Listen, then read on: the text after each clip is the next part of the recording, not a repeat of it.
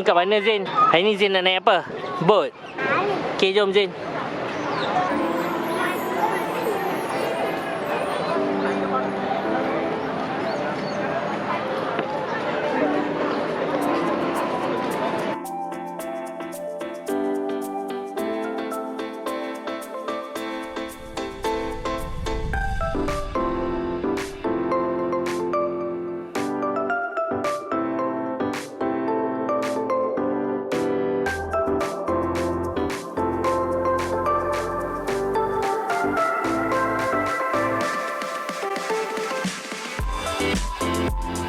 Okay, Putrajaya.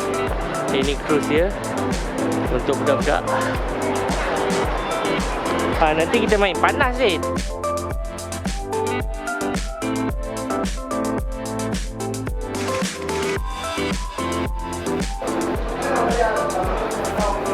Look at that. Kita kat sini dah sampai dah. Kita nak dah beli tiket, kita nak naik je terus.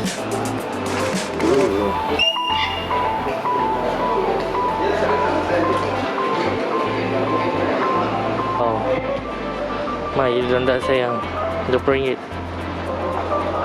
Kita beli 15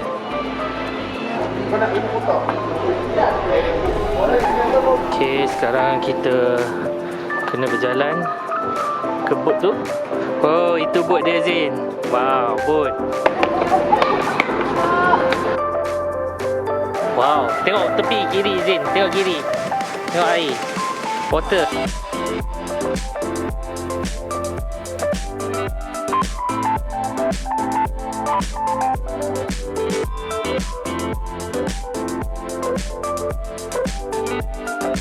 Okay Zain, excited.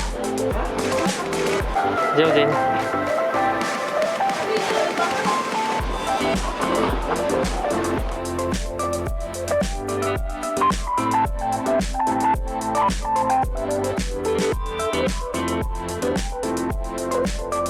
Ni abang angkat. Ya Allah Yana. Bahaya. Jatuh dia habis. Tu lah. Ini pun dah dalam ni. Ramai orang jatuh. Banyak juga. Ini pun dah 4 meter. Dah 4 meter lah.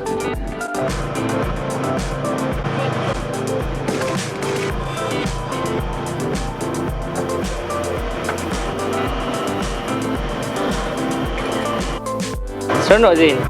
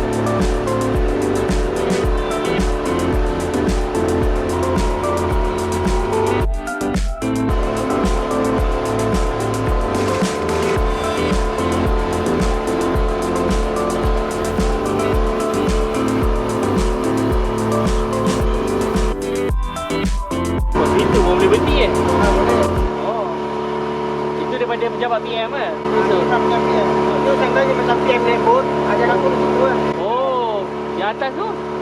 Itu depan kan, depan lampu utama. Oh, okey.